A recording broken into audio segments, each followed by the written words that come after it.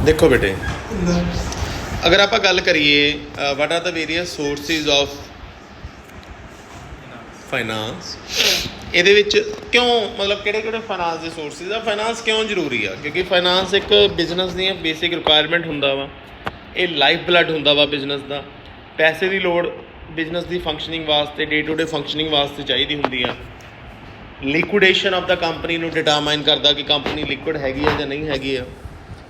Several sources ਨੇ ਜਿਹੜੇ ਆਪਾਂ ਯੂਜ਼ ਕਰ ਸਕਦੇ ਹਾਂ ਬਿਜ਼ਨਸ 'ਚ ਪੈਸਾ ਲਿਆਉਣ ਲਈ, ਜਿਹਦੇ ਵਿੱਚੋਂ ਸਭ ਤੋਂ ਪਹਿਲੇ ਨੰਬਰ 'ਤੇ ਆਉਂਦਾ ਵਾ ਜੀ ਇਕੁਇਟੀ ਸ਼ੇਅਰਸ। ਇਹ ਪ੍ਰੈਫਰੈਂਸ ਆ, ਮੈਂ ਇਕੁਇਟੀ ਕਰਾਉਣਾ ਪਹਿਲਾਂ। ਇਕੁਇਟੀ ਸ਼ੇਅਰਸ ਕੀ ਹੁੰਦੇ ਨੇ ਜਾਂ ਪਹਿਲਾਂ ਪ੍ਰੈਫਰੈਂਸ ਕਰ ਲੈਂਦੇ। ਚਲੋ, ਪ੍ਰੈਫਰੈਂਸ ਸ਼ੇਅਰਸ ਕੀ ਹੁੰਦੇ ਨੇ? ਉਹ ਸ਼ੇਅਰਸ ਹੁੰਦੇ ਨੇ ਜਿਨ੍ਹਾਂ ਨੂੰ ਰਾਈਟ ਦਿੱਤਾ ਜਾਂਦਾ ਵਾ ਕਿ ਤੁਹਾਨੂੰ ਡਿਵੀਡੈਂਡ ਦਿੱਤਾ ਜਾਊਗਾ। ਜਦੋਂ ਕੰਪਨੀ ਬੰਦ ਹੋਊਗੀ ਤਾਂ ਸਭ ਤੋਂ ਪਹਿਲਾਂ ਇਹਨਾਂ ਨੂੰ ਪੇਮੈਂਟ ਕੀਤੀ ਜਾਂਦੀ ਹੈ ਸ਼ੇਅਰ ਹੋਲਡਰ ਤੋਂ ਪਹਿਲਾਂ। ਇਹਨਾਂ ਨੂੰ ਡਿਵੀਡੈਂਡ ਆ ਜਿਹੜਾ ਇੱਕ ਫਿਕਸ ਰੇਟ 'ਤੇ ਦਿੱਤਾ ਜਾਂਦਾ ਵਾ, ਠੀਕ ਹੈ। ਅਤੇ fixed rate of dividend is declare at the time of issue of such shares. ਉਸ ਤੋਂ ਬਾਅਦ ਟਾਈਪਸ ਆਫ ਪ੍ਰੈਫਰੈਂਸ ਸ਼ੇਅਰ ਇੱਕ ਹੁੰਦੇ ਨੇ ਕਿਊਮੂਲੇਟਿਵ ਵਰਸਸ ਨੋਨ ਕਿਊਮੂਲੇਟਿਵ। ਕਿਊਮੂਲੇਟਿਵ ਮਤਲਬ ਜਿਹੜੇ ਸਾਲ ਕੰਪਨੀ ਲਾਸ 'ਚ ਸੀਗੀ ਉਹਨਾਂ ਸਾਲਾਂ 'ਚ ਡਿਵੀਡੈਂਡ ਨਹੀਂ ਮਿਲਿਆ, ਜਦੋਂ ਕੰਪਨੀ ਪ੍ਰੋਫਿਟ 'ਚ ਆ ਗਈ ਤਾਂ ਪਿਛਲੇ ਸਾਲਾਂ ਦਾ ਵੀ ਡਿਵੀਡੈਂਡ ਮਿਲੂਗਾ। ਇਹ ਹੁੰਦਾ ਕਿਊਮੂਲੇਟਿਵ। ਨੋਨ ਕਿਊਮੂਲੇਟਿਵ ਕੀ ਹੁੰਦਾ ਵਾ ਕਿ ਜਿਹੜੇ ਇੱਕ ਸਾਲ ਪ੍ਰੋਫਿਟ ਆ ਉਸ ਸਾਲ ਦਾ ਤਾਂ ਡਿਵੀਡੈਂਡ ਮਿਲੂਗਾ, ਜਿਹੜੇ ਸਾਲ ਪ੍ਰੋਫਿਟ ਨਹੀਂ ਹੈਗਾ ਉਸ ਸਾਲ ਦਾ ਡਿਵੀਡੈਂਡ ਖਤਮ ਨਹੀਂ ਮਿਲਣਾ, ਠੀਕ ਹੈ ਨਾ। ਕਿਊਮੂਲੇਟਿਵ ਦੇ ਵਿੱਚ ਮਤਲਬ ਤੁਹਾਨੂੰ ਏਰੀਅਰਸ ਵੀ ਮਿਲ ਜਾਂਦੇ ਆ, ਪੁਰਾਣਾ ਡਿਵੀਡੈਂਡ ਵੀ ਮਿਲ ਜਾਂਦਾ ਜਦੋਂ ਕੰਪਨੀ ਪ੍ਰੋਫਿਟ 'ਚ ਆਉਂਦੀ।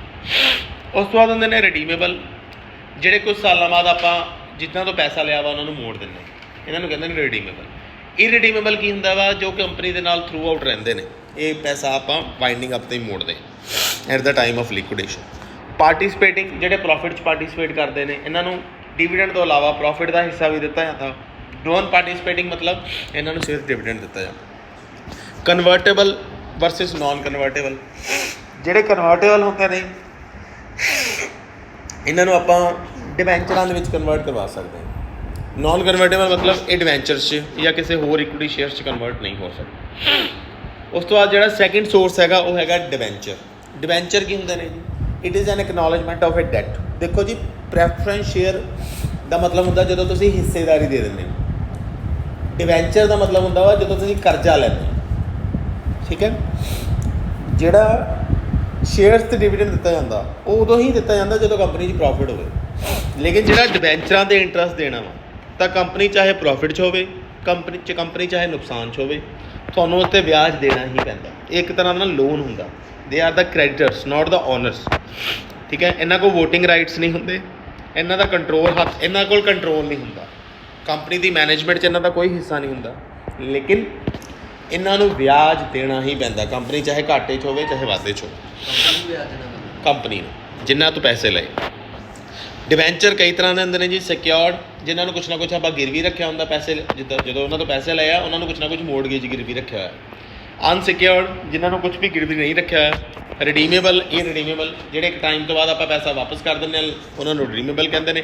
ਇਰਰੀਡੀਮੇਬਲ ਮਤਲਬ ਜਦੋਂ ਸਾਰਾ ਪੈਸਾ ਸਾਰਾ ਜ਼ਿੰਦਗੀ ਆਪਾਂ ਯੂਜ਼ ਕਰਦੇ ਹਾਂ। ਫਸਟ ਡਿਬੈਂਚਰ ਜਦੋਂ ਪਹਿਲੀ ਵਾਰ ਕੰਪਨੀ ਇਸ਼ੂ ਕਰਦੀ ਹੈ। ਸੈਕਿੰਡ ਡਿਬੈਂਚਰ ਮਤਲਬ ਜਦੋਂ ਕੰਪਨੀ ਸੈਕਿੰਡ ਟਾਈਮ ਇਸ਼ੂ ਕਰਦੀ ਹੈ ਮਾਰਕੀਟ ਦੇ ਵਿੱਚ ਜਾਂ ਰਿਪੀਟਿਵਲੀ। ਇੱਕ ਹੁੰਦੇ ਬੇਅਰਰ ਡਿਬੈਂਚਰ, ਜਿਹੜੇ ਟਰਾਂਸਫਰੇਬਲ ਹੁੰਦੇ ਨੇ, ਇਹਨਾਂ 'ਤੇ ਕਿਸੇ ਦਾ ਨਾਮ ਨਹੀਂ ਲਿਖਿਆ ਹੁੰਦਾ। They are not registered. ਅੱਜ ਮਨੀਸ਼ ਕੋਲ ਆ, ਕੱਲ੍ਹ ਰਜਤ ਕੋਲ ਚਲੇ ਜਾਣਗੇ। ਈਜ਼ੀਲੀ ਟਰਾਂਸਫਰੇਬਲ ਹੁੰਦੇ। ਰਜਿਸਟਰਡ ਹੁੰਦੇ ਨੇ ਜਿਹੜੇ ਕਿਸੇ ਦੇ ਨਾਮ 'ਤੇ ਰਜਿਸਟਰਡ ਹੁੰਦੇ ਨੇ, ਦੇ ਆਰ ਨਾਟ ਈਜ਼ੀਲੀ ਟਰਾਂਸਫਰੇਬਲ, ਠੀਕ ਹੈ। ਉਹਨਾਂ ਨੂੰ ਕਰਾਉਣਾ ਪੈਂਦਾ। Conversion point of view, convertible ਹੁੰਦੇ ਨੇ ਜਿਹਨਾਂ ਨੂੰ ਤੁਸੀਂ ਸ਼ੇਅਰ 'ਚ ਕਨਵਰਟ ਕਰ ਸਕਦੇ ਹੋ। ਨੋਨ ਕਨਵਰਟੇਬਲ ਹੁੰਦੇ ਨੇ। ਮੈਰਿਟ, ਡੀਮੈਰਿਟਸ ਰਾਜੇ ਆਪਣੇ ਆਪ ਪੜ੍ਹਿਓ, ਇਹ ਇੰਨਾ ਕੋਈ ਖਾਸ ਨਹੀਂ। ਮੈਰਿਟ ਇਹਦੇ ਸਭ ਤੋਂ ਵੱਡੀ ਤਾਂ ਇਹ ਆ ਕਿ ਕੰਪਨੀ ਘਾਟੇ 'ਚ ਹੋਵੇ ਵਾਧੇ 'ਚ ਹੋਵੇ, ਇਹਨਾਂ ਨੂੰ ਵਿਆਜ ਮਿਲਣਾ ਹੀ ਮਿਲਣਾ, ਠੀਕ ਹੈ। ਡੀਮੈਰਿਟਸ ਇਹ ਆ ਰਾਜੇ ਕਿ ਇਹਨਾਂ ਨੂੰ ਪ੍ਰੋਫਿਟ ਸ਼ੇਅਰ ਨਹੀਂ ਮਿਲਦਾ। ਸ਼ੇਅਰਸ ਉਹਨੂੰ ਤਾਂ ਪ੍ਰੋਫਿਟ ਸ਼ੇਅਰ ਵੀ ਮਿਲਦਾ ਵਾ, ਆਪਣੇ ਜਿਹੜੇ ਸ਼ੇਅਰ ਹੋਲਡਰਸ ਹੁੰਦੇ ਨੇ, ਜਿਹੜੇ ਪ੍ਰੈਫਰੈਂਸ। ਉਸ ਤੋਂ ਬਾਅਦ ਰਾਜੇ ਇਹਨਾਂ ਨੇ ਨਾ ਇੱਕ ਚੀਜ਼ ਕਵਰ ਨਹੀਂ ਕੀਤੀ ਜੋ ਮੈਂ ਕਰਨਾ ਚਾਹੁੰਦਾ, ਜਾਂ ਇਸ PDF ਦੇ ਵਿੱਚ ਕਵਰ ਨਹੀਂ ਹੈਗੀ। Equity shares. ਇਕੁਇਟੀ ਸ਼ੇਅਰਸ ਕੀ ਹੁੰਦੇ ਨੇ ਉਹ ਵੈਸੇ ਸੁਣ ਲਓ ਮੇਰੇ ਤੋਂ। ਇਕੁਇਟੀ ਸ਼ੇਅਰ ਰੀਅਲ ਓਨਰਸ ਹੁੰਦੇ ਨੇ ਕੰਪਨੀ ਦੇ, ਉਹ ਪਹਿਲਾ ਸੋਰਸ ਆ। ਰੀਅਲ ਓਨਰਸ ਹੁੰਦੇ ਨੇ ਕੰਪਨੀ ਦੇ, ਇਹਨਾਂ ਕੋਲ ਵੋਟਿੰਗ ਰਾਈਟਸ ਹੁੰਦੇ ਨੇ।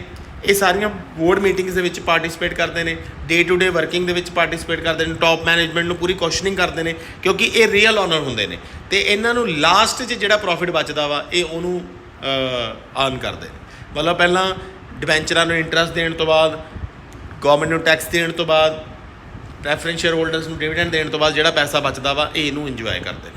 ਠੀਕ ਹੈ। ਹਾਂਜੀ, ਉਸ ਤੋਂ ਬਾਅਦ ਹੈਗਾ ਜੀ ਟਰਮ ਲੋਨਸ ਫਰੋਮ ਬੈਂਕ। ਉਹਦੇ ਵਿੱਚ ਦੋ ਤਰ੍ਹਾਂ ਦੇ ਲੋਨ ਹੁੰਦੇ ਨੇ ਜੀ, long term loan, short term loan.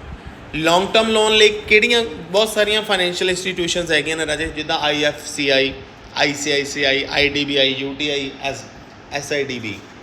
ਇਹ ਸਾਰੀਆਂ ਆਰਗੇਨਾਈਜੇਸ਼ਨਾਂ ਨੇ ਜਿਹੜੀਆਂ ਲੰਬੇ ਸਮੇਂ ਲਈ ਲੋਨ ਪ੍ਰੋਵਾਈਡ ਕਰਦੀਆਂ ਨੇ। ਇਹ ਬੇਸਿਕਲੀ ਲੌਂਗ ਟਰਮ ਲੋਨਸ ਤਾਂ ਹੀ ਲਏ ਜਾਂਦੇ ਨੇ ਜਦੋਂ ਤੁਸੀਂ ਪੈਸਾ ਇਨਵੈਸਟ ਕਰਨਾ ਹੁੰਦਾ ਵਾ ਫਿਕਸ ਐਸੈਟਸ ਦੇ ਵਿੱਚ। ਠੀਕ ਹੈ ਓਕੇ। ਤੇ ਜਿਹੜੇ ਸ਼ਾਰਟ ਟਰਮ ਲੋਨਸ ਹੁੰਦੇ ਨੇ ਉਹ ਕਾਹਦੇ ਵਾਸਤੇ ਲਏ ਜਾਂਦੇ ਨੇ, ਵਰਕਿੰਗ ਕੈਪੀਟਲ 'ਚ। ਜਦੋਂ ਤੁਸੀਂ ਜਿਹੜੇ ਸ਼ਾਰਟ ਟਰਮ ਲੋਨਸ ਦੇ ਟੂਲਸ ਨੇ ਉਹ ਕਈ ਤਰ੍ਹਾਂ ਦੇ ਹੁੰਦੇ ਨੇ, ਉਹ ਮੈਂ ਤੁਹਾਨੂੰ ਦੱਸ ਦਵਾਂ। ਇਹਦੇ ਵਿੱਚ ਜਿੱਦਾਂ ਸ਼ਾਰਟ ਟਰਮ ਦੇ ਵਿੱਚ ਕਈ ਤਰ੍ਹਾਂ ਦੇ ਹੁੰਦੇ ਨੇ, ਜਿੱਦਾਂ ਤੁਸੀਂ ਕਹਿ ਸਕਦੇ ਹੋ ਇਹਦੇ ਵਿੱਚ ਟ੍ਰੇਡ ਬਿਲਸ ਹੁੰਦੇ ਨੇ। ਜਸਟ ਵੇਟ,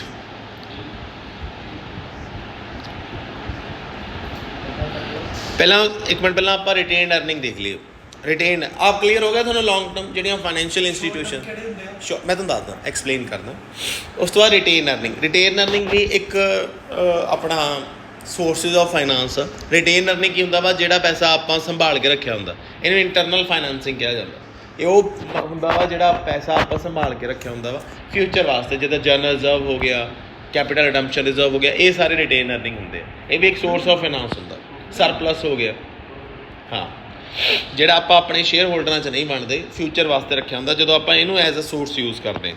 ਇਹ ਮੋਸਟ ਇਫੈਕਟਿਵ ਸੋਰਸ ਆ ਰਾਜੇ। ਕਿਉਂਕਿ ਦੇਖੋ ਇਹਦੇ ਨਾਲ ਸਾਡੀ ਕੋਈ ਵੀ ਲਾਇਬਿਲਿਟੀ ਨਹੀਂ ਬਣਦੀ। ਠੀਕ ਹੈ ਨਾ, ਆਪਣਾ ਪੈਸਾ ਅਸੀਂ ਯੂਜ਼ ਕਰ ਰਹੇ ਹਾਂ, ਇਹਦੇ ਨਾਲ ਗਰੋਥ ਦੇ ਚਾਂਸਿਸ ਵੀ ਵੱਧ ਜਾਂਦੇ। ਠੀਕ ਹੈ। ਉਸ ਤੋਂ ਬਾਅਦ ਆ ਗਿਆ ਜੀ ਸ਼ਾਰਟ ਟਰਮ ਸੋਰਸਿਸ। ਇਹਦੇ ਵਿੱਚ ਆ ਜਾਂਦੇ ਨੇ ਜੀ ਇੰਡੀਜਨਸ ਬੈਂਕਰਸ, ਜਿਹੜੇ ਪਿੰਡਾਂ ਦੇ ਵਿੱਚੋਂ ਹੁੰਦੇ ਨਹੀਂ ਹੈਗਾ, ਲਾਲੇ ਸ਼ਾਹੂਕਾਰ, ਜਿਹੜੇ ਲੋਨ ਵਗੈਰਾ ਪ੍ਰੋਵਾਈਡ ਕਰਦੇ ਨੇ। ਹਾਂਜੀ, ਉਹ ਆ ਜਾਂਦੇ ਨੇ ਜੀ ਇੰਡੀਜਨਸ ਬੈਂਕਰਸ ਦੇ ਵਿੱਚ। ਠੀਕ ਹੈ ਨਾ, ਜਿੱਦਾਂ ਮਹਾਜਨਸ ਹੋ ਗਿਆ, ਸ਼ਾਹੂਕਾਰਸ ਹੋ ਗਿਆ। ਉਸ ਤੋਂ ਬਾਅਦ ਟ੍ਰੇਡ ਕ੍ਰੈਡਿਟ, ਇਹ ਸ਼ਾਰਟ ਟਰਮ ਲੋਨਸ ਨੇ ਜੀ। ਟ੍ਰੇਡ ਕ੍ਰੈਡਿਟ 'ਚ ਕੀ ਹੁੰਦਾ ਵਾ, ਜਦੋਂ ਆਪਾਂ ਬਿਜ਼ਨਸ 'ਚ ਡੀਲ ਕਰਦੇ ਹਾਂ, ਜਿਹੜਾ ਸਪਲਾਇਰ ਸਾਨੂੰ ਮਾਲ ਉਧਾਰ ਦੇ ਦਿੰਦਾ ਵਾ, ਉਧਾਰ ਮਾਲ ਵੇ। ਉਸ ਤੋਂ ਬਾਅਦ ਐਡਵਾਂਸ ਫਰੋਮ ਕਸਟਮਰ, ਸਾਨੂੰ ਕਸਟਮਰਸ ਤੋਂ ਕਈ ਤਰ੍ਹਾਂ ਦੇ ਐਡਵਾਂਸ ਆ ਜਾਂਦੇ ਆ, ਜਿਹਦੇ ਬੇਸ ਇੱਕ ਤਰ੍ਹਾਂ ਨਾਲ ਇਹ ਲੋਨ ਹੀ ਹੁੰਦਾ ਵਾ ਜਿਹੜਾ ਐਡਵਾਂਸ ਆਇਆ ਕਸਟਮਰ।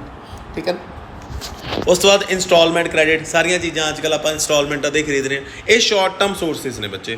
ਠੀਕ ਹੈ ਨਾ। ਫੈਕਟਰਿੰਗ, ਇਹ 'ਚ ਕੀ ਹੁੰਦਾ, ਦੇਅਰ ਆਰ ਸਮ ਇੰਸਟੀਟਿਊਸ਼ਨ ਵਿੱਚ offer services related to management of account receivable. ਇਹ ਕੀ ਹੁੰਦਾ ਵਾ ਕਿ ਕਈ ਵਾਰੀ ਸਾਡੇ ਨਾ ਡੁੱਬੇ ਹੋਏ ਪੈਸੇ ਸਾਨੂੰ ਨਹੀਂ ਮਿਲ ਰਹੇ, ਤਾਂ ਫੈਕਟਰਿੰਗ ਕੀ ਹੁੰਦੇ ਨੇ, ਉਹ ਕਹਿੰਦੇ ਨੇ ਅਸੀਂ ਆਪਣੇ ਪੈਸੇ ਰਿਕਵਰ ਕਰ ਲਾਂਗੇ, ਤੁਸੀਂ ਸਾਡੇ ਤੋਂ ਪੈਸੇ ਲੈ ਲਓ। ਸਮਝ ਗਏ? ਇਸ ਜਿੱਦਾਂ ਫੋਰ ਐਗਜ਼ਾਮਪਲ ਮੇਰੇ ਡੈਟਰਸ ਜਾਂ ਮੇਰੇ ਬਿਲਸ ਰਿਸੀਵੇਬਲ ਮੈਨੂੰ ਪੈਸੇ ਨਹੀਂ ਦੇ ਰਹੇ, ਇਹ ਫੈਕਟਰਿੰਗ ਦਾ ਮਤਲਬ ਹੁੰਦਾ ਮੈਂ ਇੱਕ ਆਊਟਸਾਈਡ ਏਜੰਸੀ ਨੂੰ ਕਹਿ ਦੂੰਗਾ ਕਿ ਮੇਰੇ ਪੈਸੇ ਰਿਕਵਰ ਕਰਾ ਦਿਓ। ਉਹਨਾਂ ਨੇ ਕਮਿਸ਼ਨ ਲੈਣੀ ਹੈ, ਉਹ ਮੇਰੇ ਪੈਸੇ ਰਿਕਵਰ ਕਰਾ ਦਿਓ। ਸਮਝ ਗਏ ਨਾ? ਇਹਨੂੰ ਕਹਿੰਦੇ ਨੇ ਫੈਕਟਰ। ਹਾਂ, ਠੀਕ ਹੈ ਨਾ, ਕਲੀਅਰ ਹੋ ਗਿਆ।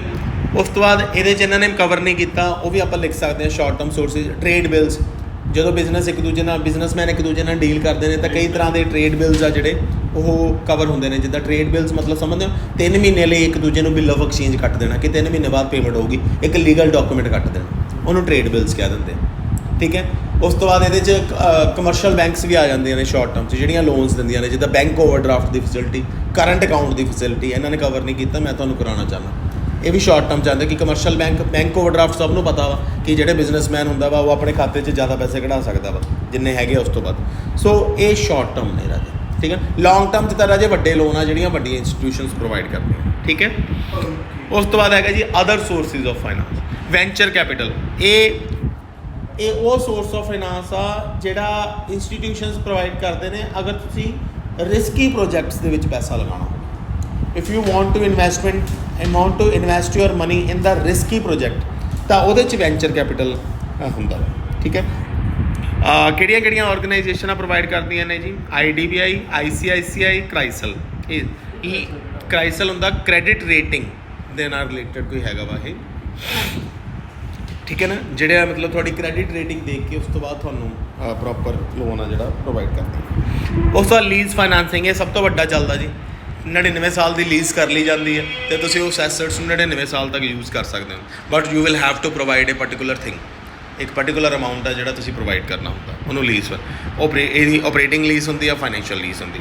ਉਸ ਤੋਂ ਬਾਅਦ depreciation as a source of fund. Depreciation ਨੂੰ ਵੀ ਐਜ਼ ਅ ਸੋਰਸ ਆਪਾਂ ਹਰ ਸਾਲ ਕੁਛ ਅਮਾਊਂਟ ਡੈਪਰੀਸੀਏਸ਼ਨ 'ਚ ਪਾਉਂਦੇ ਹਾਂ। ਉਹ ਕਿਉਂ ਪਾਉਂਦੇ ਹਾਂ? ਕਿਉਂਕਿ ਇੱਕ ਤਰ੍ਹਾਂ ਨਾਲ ਆਪਾਂ ਇੱਕ ਫੰਡ ਕ੍ਰੀਏਟ ਕਰ ਰਹੇ ਹੁੰਦੇ, ਉਹ ਫੰਡ ਨੂੰ ਫਿਰ ਅਸੀਂ ਕੀ ਕਰਦੇ ਹਾਂ?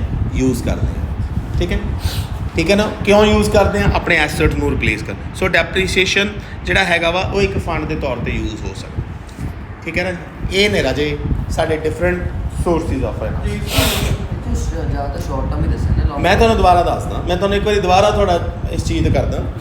ਸਭ ਤੋਂ ਪਹਿਲਾਂ equity shares, preference shares, debentures, ਉਸ ਤੋਂ ਬਾਅਦ ਲੌਂਗ ਟਰਮ ਲੋਨਸ ਜਿਹਦੇ ਵਿੱਚ loans from loan from NABARD, ਮਤਲਬ ਆਹ ਸਾਰੀਆਂ ਆਰਗੇਨਾਈਜੇਸ਼ਨ। ਸ਼ਾਰਟ ਟਰਮ ਦੇ ਵਿੱਚ ਦੇਖੋ ਕਿਹੜੇ ਕਿਹੜੇ ਆਉਂਦੇ। ਸ਼ਾਰਟ ਟਰਮ ਦੇ ਵਿੱਚ ਆਉਂਦਾ ਜੀ ਇੰਡੀਜਨਸ ਬੈਂਕਰਸ, ਟ੍ਰੇਡ ਬਿਲਸ ਜਿਹੜੇ 3 ਮਹੀਨੇ ਵਾਸਤੇ ਇੱਕ ਦੂਜੇ ਨੂੰ, advance payment receive from the customer.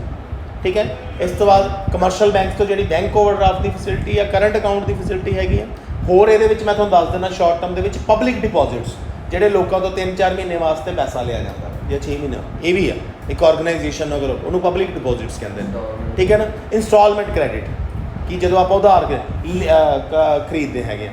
ਇੱਕ ਬੇਟੇ 'ਚ ਅਕਰੂਡ ਐਕਸਪੈਂਸਿਸ ਵੀ ਤੁਹਾਡਾ ਉਹ ਆ ਸੋਰਸ ਆ। ਕਿਵੇਂ? ਹੁਣ ਤੁਸੀਂ ਕਹੋਗੇ ਅਕਰੂਡ ਐਕਸਪੈਂਸਿਸ ਮਤਲਬ ਤੁਸੀਂ ਲੋਕਾਂ ਨੂੰ ਪੇਮੈਂਟਾਂ ਨਹੀਂ ਕਰ ਰਹੇ, ਤੇ ਇਹਦਾ ਮਤਲਬ ਉਹਨਾਂ ਦਾ ਪੈਸਾ ਯੂਜ਼ ਹੀ ਕਰ ਰਹੇ ਹੋ ਕਿਤੇ। ਮੈਂ ਕਿਸੇ ਦੀ ਪੇਮੈਂਟ ਰੋਕ ਲਈ। Accrued expenses, advance received from customer, ਇਹ ਸਾਰੇ ਸ਼ਾਰਟ ਟਰਮ ਸੋਰਸਿਸ। ਠੀਕ ਹੈ। ਲੌਂਗ ਟਰਮ ਬੇਟੇ ਹੈ ਹੀ ਲੋਨ ਆ।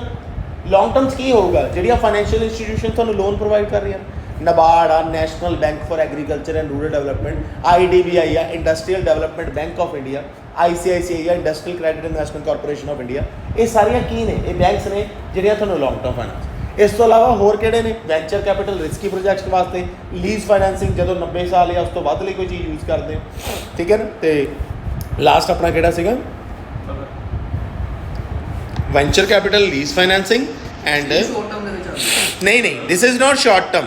ਇਹ ਸ਼ਾਰਟ ਟਰਮ ਨਹੀਂ ਹੁੰਦੇ ਡੈਪਰੀਸੀਏਸ਼ਨ, ਇਹ ਸ਼ਾਰਟ ਟਰਮ ਨਹੀਂ ਹੁੰਦੇ, ਇਹ ਡਿਫਰੈਂਟ ਨੇ।